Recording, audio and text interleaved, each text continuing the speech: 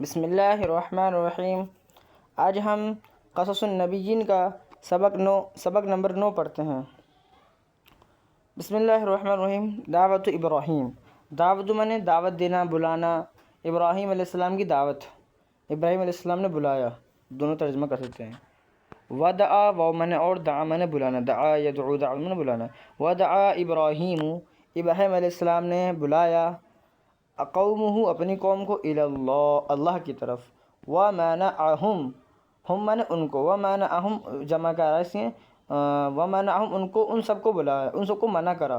ودعا ابراہیم، ابراہیم علیہ السلام نے بلایا اپنی قوم کو اللہ کی طرف، ومنعہم اور ان کو روکا، من عبادت اللہ، من عبادت الاصنام، بتوں کی عبادت سے۔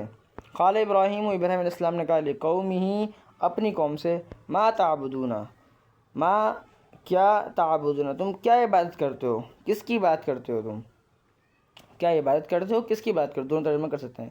قالوا نعبد، انہوں نے کہا نعبد ہم عبادت کرتے ہیں، اصنام بتوں کی۔ موسیٰ علیہ السلام کہتے ہیں قال ابراہیم، تو ابراہیم علیہ السلام نے کہا هل یسمعونکم، هل مانے کیا، یسمعو سنتے ہیں، نکم تمہیں، کیا وہ تم کو سنتے ہیں، استدعون جب تم بلاتے ہو، پکارتے ہو ان کو، او ینفعونکم یا تم کو نفع پہنچاتے ہیں، او یضرون یا نقصان پہنچاتے ہیں۔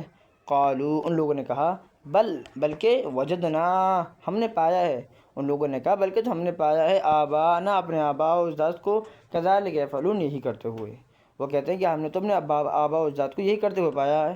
تو قال ابراہیم، تو ابراہیم السلام نے کہا فانا لا اعبد، فانا میں نہیں کرتا، لا اعبد فانا تو میں، لا نہیں، اعبد عبادت کرتا تو میں عبادت نہیں کرتا، هذه الاصنام ان بتوں کی۔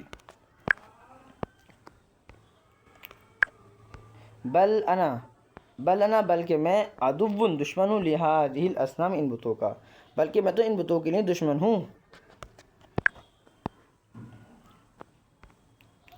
انا اعبد میں عبادت کرتا ہوں، رب العالمین کی، تمام جہانوں کے رب کی عبادت کرتا ہوں، الذی وہ وہی ہے، الذی خلقنی جس نے مجھے پیدا کیا، وہو یہدین اور مجھے ہدایت دی، والذی اور وہ وہی ہے، یطعمنی جو مجھے کھلاتا ہے، ویسقین میں سیراب کرتا ہے، واذا مرضت جب میں بیمار ہوتا ہوں، فہو یشفین تو وہی شفا دیتا ہے،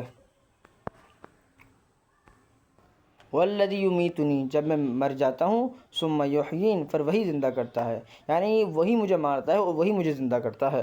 وَإِنَّ الْأَصْنَامَ بے شک بت، لا تخلق پیدا نہیں کر سکتے، ولا تہدی اور ہدایت نہیں دے سکتے، وَإِنَّهَا لَا تُطْعِمُ أَحَدًا اور وہ کسی کو کھانا نہیں کھلا سکتے، ولا تسقی اور سیراب نہیں کر سکتے، وَإِذَا مَرِضَ أَحَدٌ جب کوئی بیمار ہو جائے، فَهُوَ لَا تَشْفِي تو وہ ان کو شفا نہیں دے سکتے، وَإِنَّهَا لَا تُمِيتُ بے شک وہ کسی کو نہیں مار سکتے، أَحَدًا کسی کو نہیں مار سکتے، ولا تحیی اور کسی کو زندہ نہیں کر سکتے۔ سبق نمبر ہمارا 9 کمپلیٹ ہو چکا ہے۔